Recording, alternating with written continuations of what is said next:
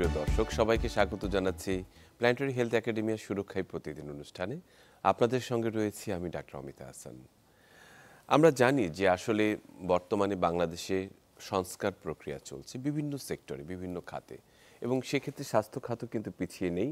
আমরা জানি একটি স্বাস্থ্য কমিশন গঠিত হয়েছে, তার সদস্যরা নির্বাচিত হয়েছেন কমিশনের, এবং তাদের কাছে প্রত্যাশা অনেকের কাছেই মানে বলা যায় যে বিভিন্ন রকমভাবে যে আমরা এতদিন অবহেলিত হয়েছে, বঞ্চিত হয়েছে, আকাশচুম্বী একটি প্রত্যাশা রয়েছে।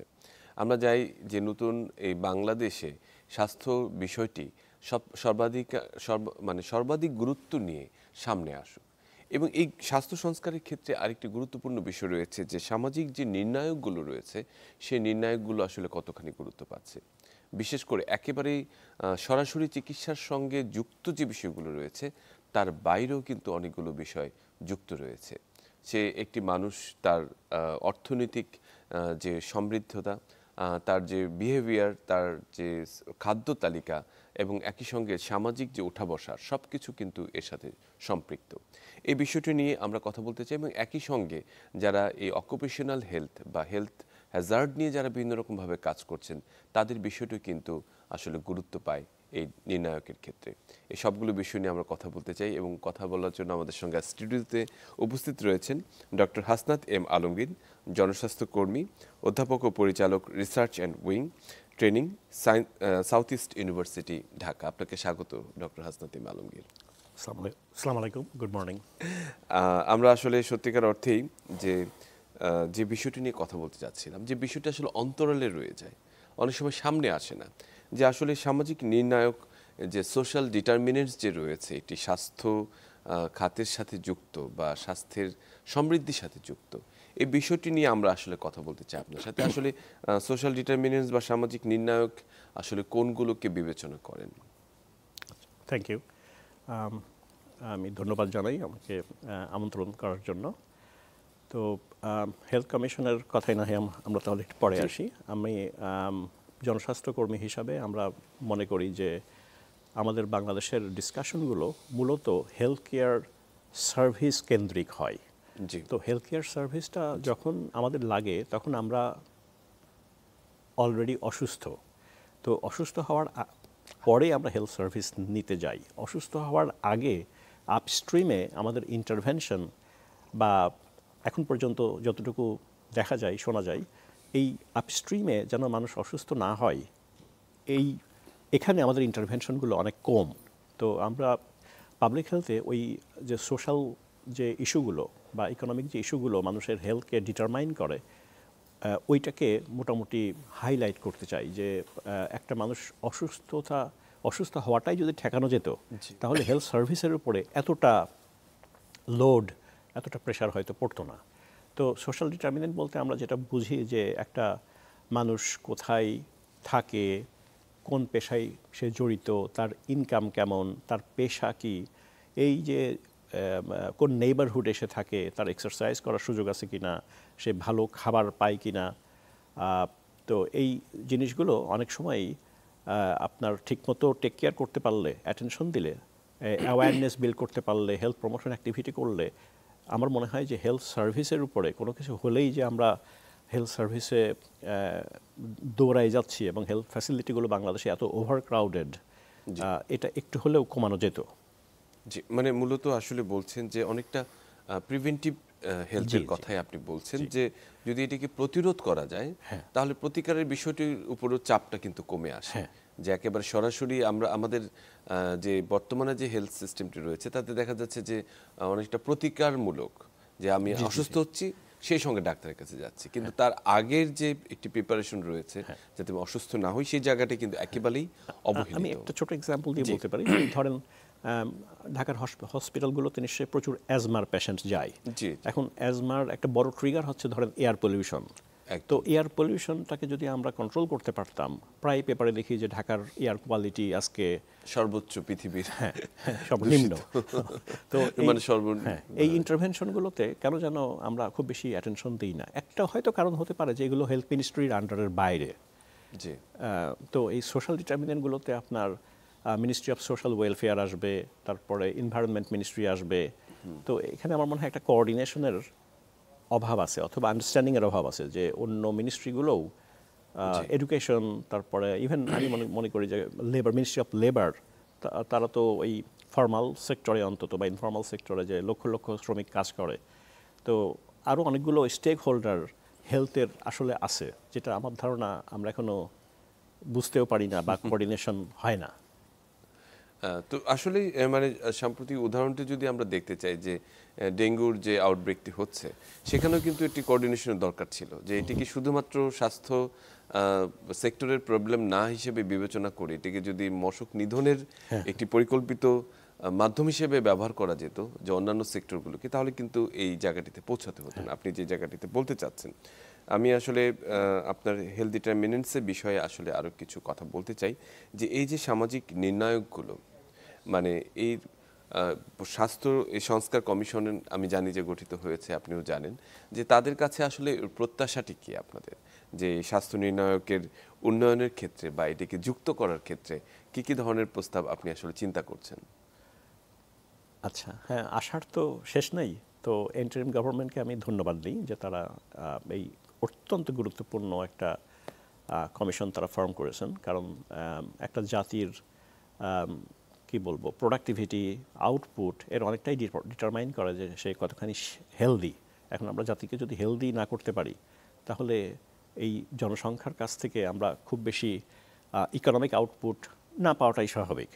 তো আমি চাই যে এই কমিশনের আওতায়, আমি ঠিক জানি না এক্স্যাক্টলি তারা তাদের মানে কি কি বিষয়ে তারা কাজ করবেন, তবে আমি ধরে নিচ্ছি ফ্রম মাই এক্সপিরিয়েন্স যে তারা শুধুমাত্র হেলথ সার্ভিস সিস্টেম নিয়েই কাজ করবেন, আমাদের যেটা অভিজ্ঞতা আর কি।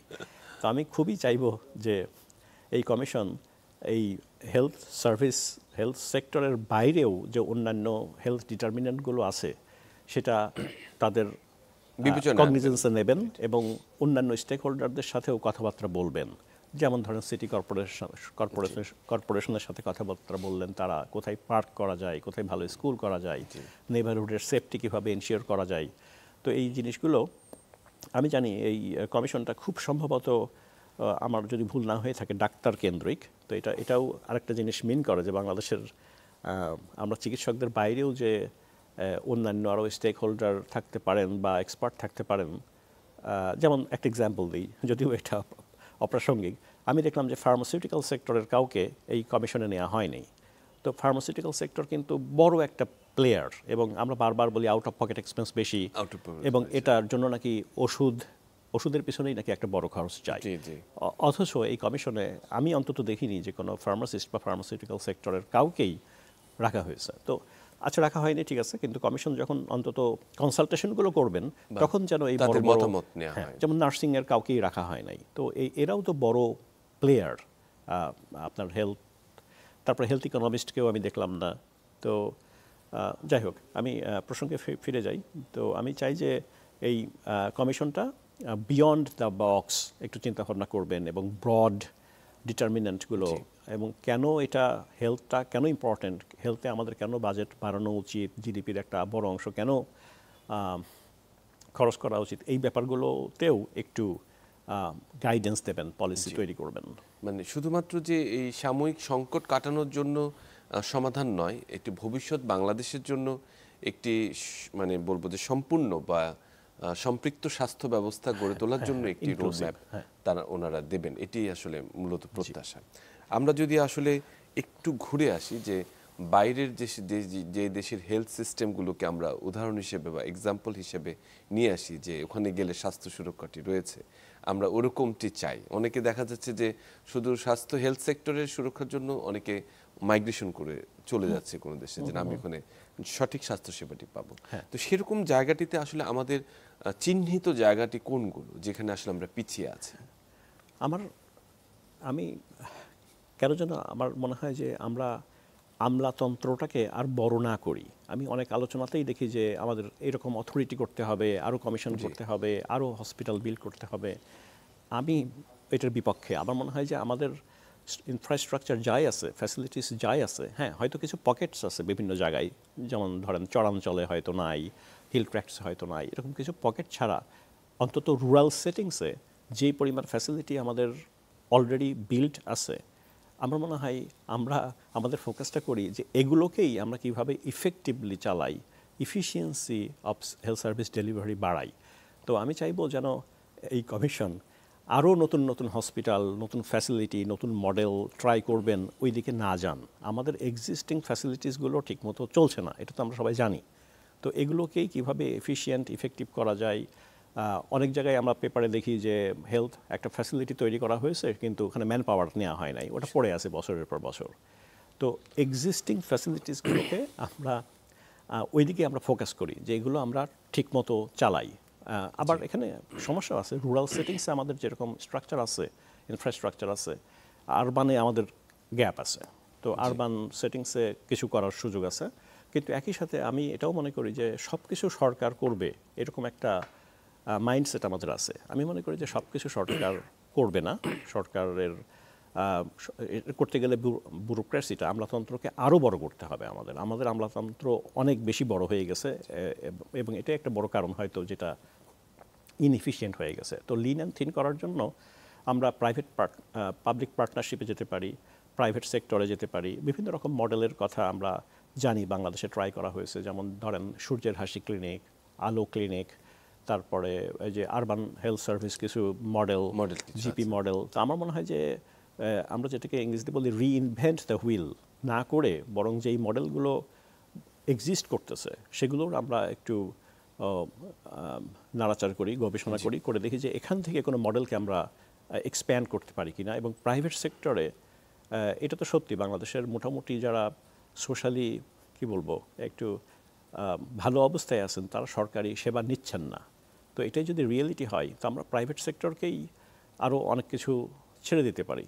তারা যেন আরও, যেমন ধরেন নগর স্বাস্থ্যকেন্দ্র, তারপরে ঢাকা কমিউনিটি হাসপাতাল, এরকম কিছু সেক্টরে যারা খুব বেশি প্রফিট করেন না আবার সরকারিও না, এরকম একটা মডেল কিন্তু বাংলাদেশে এখন ব্র্যাকও একটা শুরু করেছে কিছুদিন আগে। তো এগুলো আমি চাচ্ছি এক্সিস্টিং মডেলগুলোকেই তারা স্টাডি করুক এবং এগুলোকে এক্সপ্যান্ড করুক, নতুন আবার মানে নতুন কিছু শুরু না করে। আচ্ছা, যে বিষয়টিতে ছিলাম যে আসলে আমাদের উন্নতির জায়গাগুলো আসলে যে জায়গাগুলোতে যে কোন ধরনের সংস্কারের কথা আসলে ঠেলে সাজানো উচিত, মানে সিস্টেমটিকেই পরিবর্তন করা উচিত। আপনি যে কথাটি বললেন যে এক্সিস্টিং যে সার্ভিসটি রয়েছে সেটিকে উন্নত করার কথা বলেছেন, আমি যেটি মত দিয়েছেন আর কি। নতুন কিছু করতে গেলে অনেক খরচের ব্যাপার, সময় লাগবে। তো আমার মনে হয় যে আমরা যেহেতু জানি আমাদের উপজেলা এবং ইউনিয়ন পর্যায়ে আমাদের একটা স্ট্রাকচার ধারণ করানো আছে, কিন্তু আমাদের সমস্যাগুলো হচ্ছে ধরেন কমন যে কমপ্লেনগুলো আসে, ডাক্তার ওখানে থাকে না, ওখানে হেলথ সাপোর্ট প্রফেশনালগুলো থাকে না, মানুষ সার্ভিস পায় না। এই জন্যই মানুষ দেখা যায় যে উপজেলাকে বাইপাস করে একবারে জেলা সদরে চলে আসে, অথবা সেখান থেকে শহরেও চলে আসে। যারা ক্ষমতাবান তারা হয়তো আর্থিকভাবে সচ্ছল, তারা ঢাকাতেই চলে আসেন। যারা আরও সচ্ছল তারা ঢাকারও বাইরে বিদেশে চলে যান। তো মানে এই কনফিডেন্সের যে ঘাটতিটা, কেন মানুষ সরকারি হাসপাতালগুলোতে যাচ্ছে না, কেন তারা মানে ক্ষমতা থাকলেই প্রাইভেটে চলে যাচ্ছে, এইখানে আমরা ফোকাস করি। কি করলে আমাদের এই লোকাল লেভেল, প্রাইমারি লেভেলের হেলথ কেয়ার যেগুলো প্রোভাইড করা হয় সেগুলোর কোয়ালিটি বাড়ানো যায় এবং মানুষের কনফিডেন্স বাড়ানো যায় যে হ্যাঁ এখানে গেলে তোমাকে রেসপেক্টফুলি ট্রিট করা হবে এবং অ্যাডিকুয়েট এবং ইফেক্টিভ কেয়ার তুমি বা আপনি পাবেন। এখানে আরেকটি বিষয় আসলে গুরুত্বপূর্ণ আসলে অনেক ক্ষেত্রে হয়ে আসে, সেটি হচ্ছে যে সমাজভিত্তিক স্বাস্থ্যসেবা অথবা হেলথ ইন্স্যুরেন্সের বিষয়টিও কিন্তু অনেক ক্ষেত্রে উঠে আসে, যে আমরা বাইরের দেশের সাথে যদি তুলনা করি যে যার যার সামর্থ্য আছে, আপনি বলছেন যে সে স্বাস্থ্যসেবাটি কিনে নিচ্ছে বলা যায় এক ধরনের, যার বেশি পয়সা আছে সে বেশি স্বাস্থ্যসেবাটি অ্যাভেল করছে, কিন্তু যার নেই সে দেখা যাচ্ছে যে দীর্ঘ লাইনে সারিতে পড়ে যাচ্ছে বা এই সরকারি যে চিকিৎসা ব্যবস্থার উপর তাকে নির্ভরশীল হতে হচ্ছে। কিন্তু এই সমাজভিত্তিক স্বাস্থ্যসেবা যার যার সামর্থ্য আছে কিন্তু সে একটি অপটিমাম লেভেলের ট্রিটমেন্ট পাবে, সেই জায়গাটিকে আসলে আনা যায় কিনা, অথবা হেলথ ইন্স্যুরেন্সের গুরুত্ব কতখানি রয়েছে আপনি মনে করেন? হ্যাঁ, হেলথ ইন্স্যুরেন্সের গুরুত্ব, আমি দীর্ঘদিন কানাডাতে ছিলেন, তো এখানে তো হেলথ ইন্স্যুরেন্সটা খুব ইম্পর্টেন্ট। আমি যতদূর জানি বাংলাদেশেও বিভিন্ন ট্রাই করা হয়েছে বিভিন্ন জায়গায়, মানে ছোট স্কেলে। তো আমি আবারও মানে বলবো যে সরকারি যে হাসপাতালগুলো আমাদের আছে সেখানে কিন্তু যেই ফি দিয়ে চিকিৎসা করা হয় এটা কিন্তু যথেষ্টই আমার কাছে রিজনেবল মনে হয়। হ্যাঁ। আমার কেন যেন মনে হয় যে অ্যাফোর্ডেবিলিটিটা মেইন ফ্যাক্টর না, এখানে ভালো ব্যবহার পাওয়া, ভালো কেয়ার পাচ্ছে না, আত্মবিশ্বাস বা থাকছে না, বিশ্বাসযোগ্যতাটা, right. সমস্যাটা ওখানে। হ্যাঁ, খরচের ব্যাপারটাও মানে যেটা বিভিন্ন স্টাডিতে আমরা দেখেছি যে হ্যাঁ ফার্মাসিউটিক্যাল কেয়ার, ওষুধের জন্য নাকি মানুষের বড় একটা খরচ হয়। তো যেখানে যেখানে আমরা যদি কস্টগুলোকে ব্রেকডাউন করতে পারি, যে ডায়াগনস্টিকের জন্য কত, ডাক্তার দেখাতে কত, ফার্মাসিউটিক্যালের জন্য কত, সেখানে যেহেতু ফার্মাসিউটিক্যালটা বারবার উঠে আসছে, আমার মনে হয় যে হেলথ কমিশন এটাও দেখতে পারেন যে ফার্মাসিউটিক্যাল কোম্পানিগুলো কি বেশি প্রফিট করছে কিনা, অথবা এটা মনে হয় আমরা সবাই জানি যে ডাক্তারদের সাথে ফার্মাসিউটিক্যাল কোম্পানির যে একটা আনহোলি অ্যালায়েন্স আছে এটাকে ভেঙে ফেলা যায় কিনা। কারণ ফার্মাসিউটিক্যাল কোম্পানি ওরা বলে যে ডাক্তারদের মার্কেটিং করতে যেয়ে নাকি তাদের কস্টটা অনেকটা বেড়ে যায়। তো আমি যেটা বলতে চাচ্ছি যে এক্স্যাক্টলি মানে একেবারে সরকারি হাসপাতালে যে দেখাতে যে খুব বেশি খরচ হয় তা নয়। আমার এটা মনে হয় না। জি। আর হেলথ ইন্স্যুরেন্স সম্পর্কে আমি বলবো যে হেলথ ইকোনমিস্টরা ভালো বলতে পারবেন জি, কোন সে বিষয়ে মডেলে আসলে অনেক কিভাবে, মতবাদ রয়েছে। হ্যাঁ, ফাইন্যান্সিংটা কোত্থেকে আসবে, প্রিমিয়াম দেবে কিনা, যারা একটু ওয়েল অফ তারা একটু কম প্রিমিয়াম দেবে, বেশি প্রিমিয়াম দেবে কিনা। জি। তো এই মডেলগুলো আমার মনে হয় হেলথ ইকোনমিস্টরা ভালো বলতে পারবেন। হ্যাঁ, সেটা আমরা আসলে বিভিন্ন প্রোগ্রামে আলোচনা করেছি।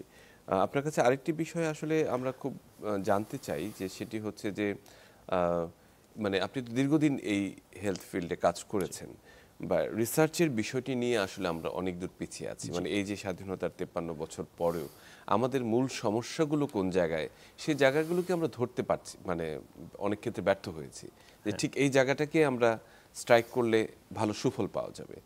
আপনার কাছে কি মনে হয় বিষয়টি? হ্যাঁ, আমার মনে হয় এটা শুধু হেলথ সেক্টরে না, বাংলাদেশের বিভিন্ন সেক্টরেই বাইরে যেটা দেখি আমরা রিসার্চ ড্রিভেন প্রোগ্রাম নেওয়া হয়, রিসার্চ ড্রিভেন পলিসি নেওয়া হয়।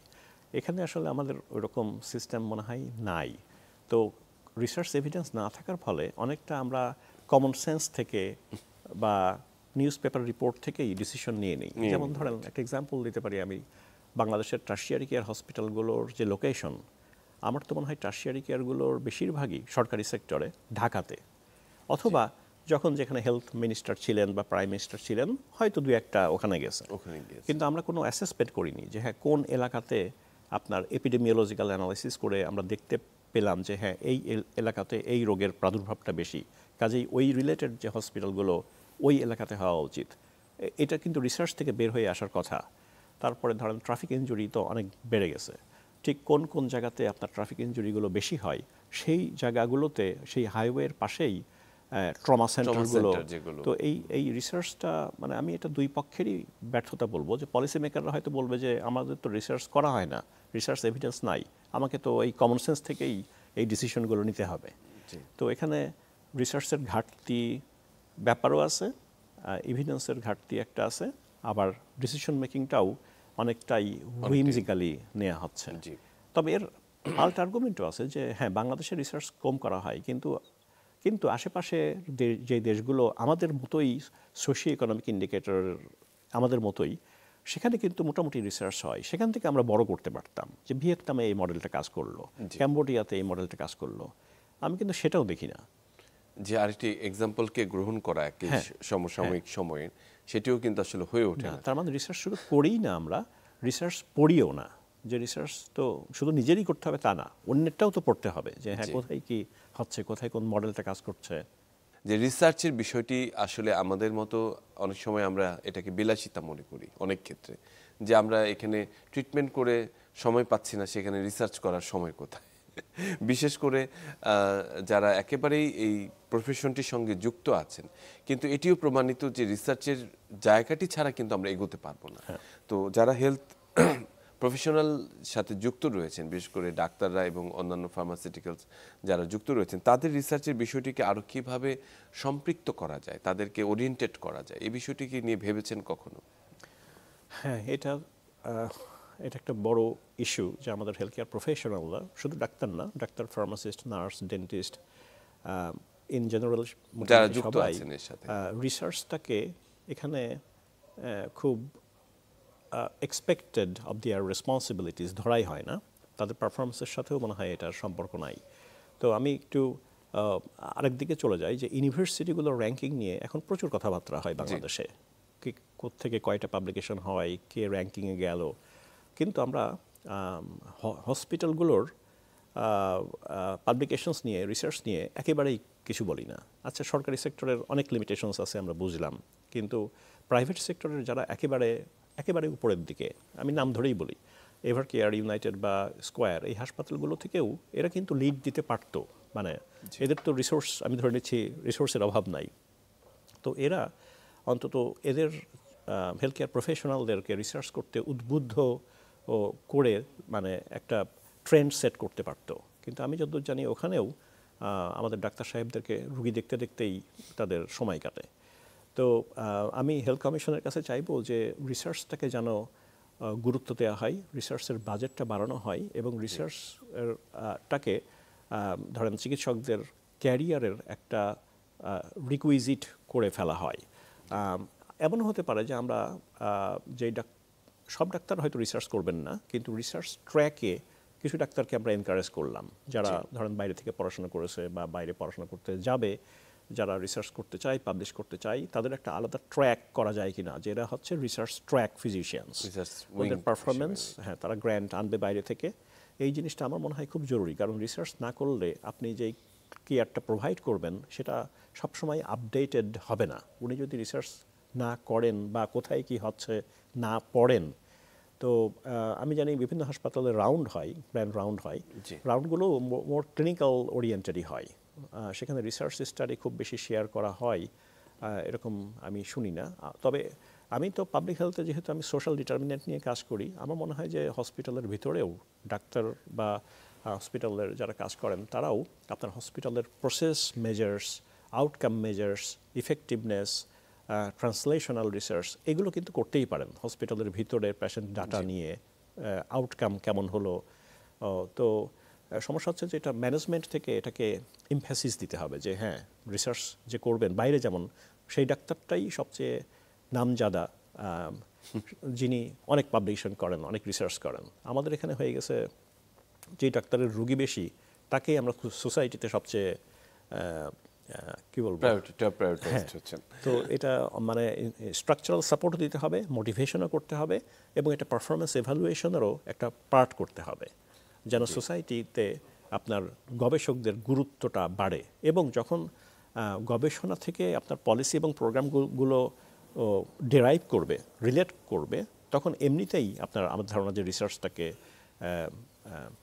আরেকটু গ্লোরিফাই, গ্ল্যামারাইজ করা যাবে। একেবারে যথার্থ বলেছেন, এবং সেটি নিশ্চয়ই এই স্বাস্থ্য সংস্কার কমিশনের কাছে একটি গুরুত্বপূর্ণ আবেদন থাকবে যে এটিকে অন্তর্ভুক্ত করার রিসার্চকে। তো এই প্রসঙ্গে একটু বলে রাখি যে পাবলিক হেলথ ডিসিপ্লিনটা মোটামুটি এখন বাংলাদেশে বেশ কিছু ইউনিভার্সিটিতে চালু হয়েছে। তো যেই চিকিৎসক, ফার্মাসিস্ট, নার্স, ডাক্তাররা রিসার্চ করতে চান সত্যি সত্যি, তারা কিন্তু এখন একটা ওই ক্লিনিক্যাল স্পেশালিটিতে না যেয়ে যারা সিনসিয়ার, তারা কিন্তু পাবলিক হেলথে মাস্টার্স করে তাদের রিসার্চ ক্যারিয়ারটা একটু হলেও বাড়াতে পারে। এই সুযোগটি কিন্তু রয়েছে আসলে, এটি অনেকেই হয়তো সেটিকে গ্রহণ করেন না অথবা জানেন না। যেটি হোক না কেন, আমরা আরেকটি গুরুত্বপূর্ণ বিষয় নিয়ে আজকে কথা বলতে চাই, সেটি হচ্ছে পেশাগত স্বাস্থ্য ঝুঁকি।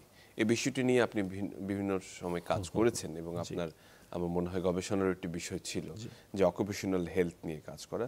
আমরা যদি শুধুমাত্র স্বাস্থ্য খাতে অথবা হেলথ কমিউনিটিতে যারা যুক্ত আছেন তাদের স্বাস্থ্য ঝুঁকি নিয়ে যদি কথা বলি, তাহলে কোন কোন জায়গাগুলো সবচেয়ে সবার আগে উঠে আসে? হ্যাঁ, খুব খুব ভালো প্রশ্ন। এই অকুপেশনাল হেলথ অ্যান্ড সেফটিটা একেবারেই অবহেলিত একটা সেক্টর হেলথ কেয়ারের ভিতরে।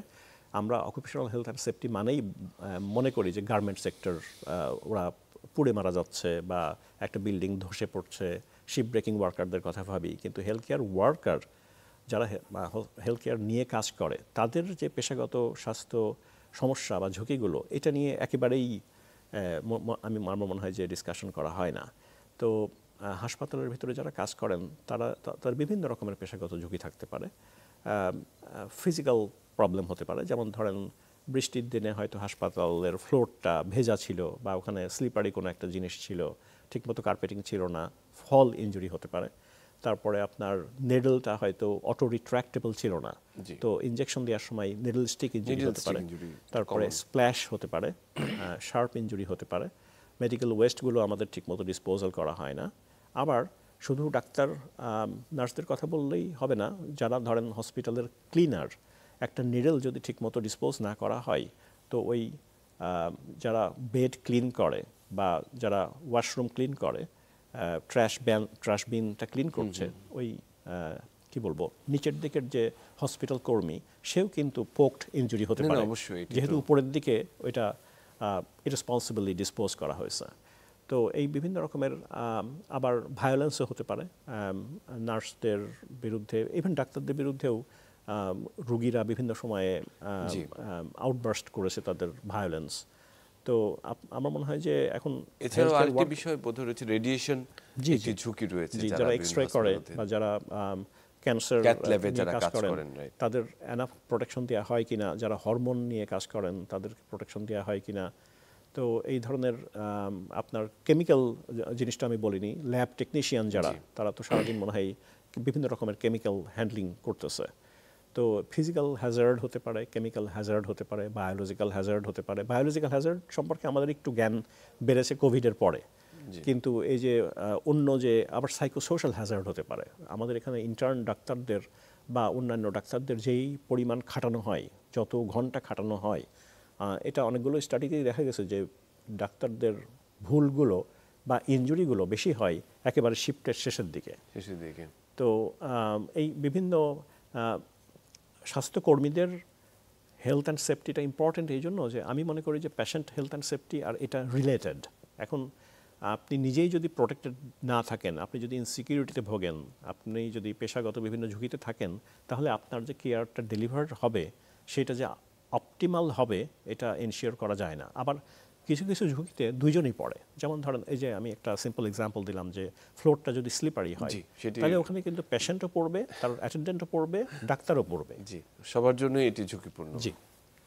তারপরে আরেকটা না বললেই না, আপনার ওই এটা মনে হয় আয়া নার্স বা নার্সিং এইড এদের বেশি হতে পারে। বাংলাদেশে তো ওই আমাদের পেশেন্ট ট্রান্সফার করি আমরা হাতে, বিছানা থেকে স্ট্রেচারে জি, নিলাম, জি, জি। ওখানে আপনার শোল্ডার ইনজুরি, তারপরে ব্যাক ইনজুরি, এগুলো নিঃসন্দেহেই হয় এগুলো।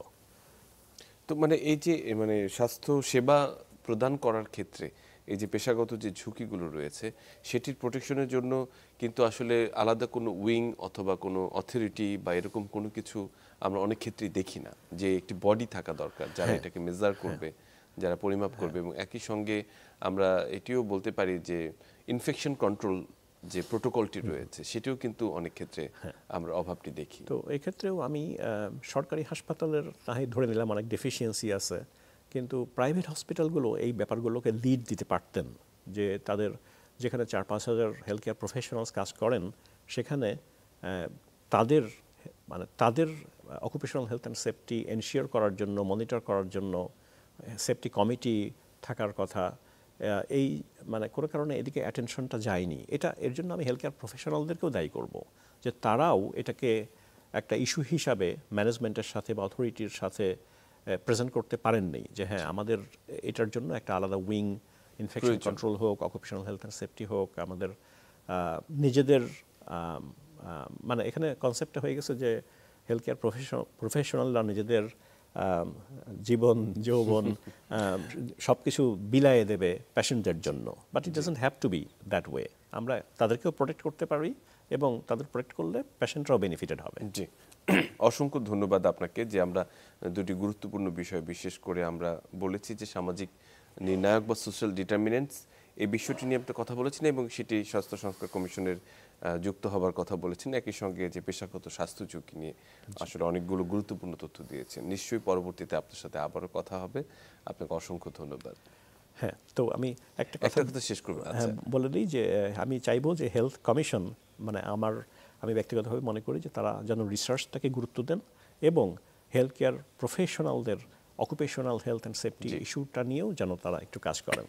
জি, তো ঠিক আছে, অসংখ্য অসংখ্য ধন্যবাদ। অসংখ্য ধন্যবাদ ডক্টর হাসনাত এম আলমগীর আমাদের সাথে যুক্ত হবার জন্য। সুপ্রিয় দর্শক, আমরা একেবারে শেষ পর্যায়ে আজকে একটি ভিন্ন মাত্রায় আমরা আসলে আলোচনাকে উঠিয়ে নিয়ে আনতে চেষ্টা করেছি। সেটি হচ্ছে স্বাস্থ্য সংস্কারে যে সামাজিক নির্ণায়ক বা সোশ্যাল ডিটারমিনেন্টস রয়েছে তার অন্তর্ভুক্তি নিয়ে, তার গুরুত্ব নিয়ে, এবং ডক্টর হাসনাত এম আলমগীর অত্যন্ত সুন্দরভাবে এই পয়েন্টগুলোকে উল্লেখ করেছেন যে আসলে শুধুমাত্র একেবারেই আমরা প্রতিকারের জায়গাটি নয়, যেখানে শুধু অসুখ হবে সেটা গিয়ে আমরা ঠিক করব, তার আগের যে জায়গাগুলো রয়েছে বিশেষ করে প্রতিরোধের জায়গাগুলো এবং একই সঙ্গে সামাজিক যে ডিটারমিনেন্টগুলো রয়েছে, নির্ণায়কগুলো রয়েছে, যেটি আমাদের ভালো থাকতে সহায়তা করবে, সে বিষয়টিও কিন্তু উঠে আসা দরকার এবং স্বাস্থ্য সংস্কারে আমার মনে হয় অন্তর্ভুক্ত হওয়া দরকার। আপনারা সবাই ভালো থাকবেন, সুস্থ থাকবেন।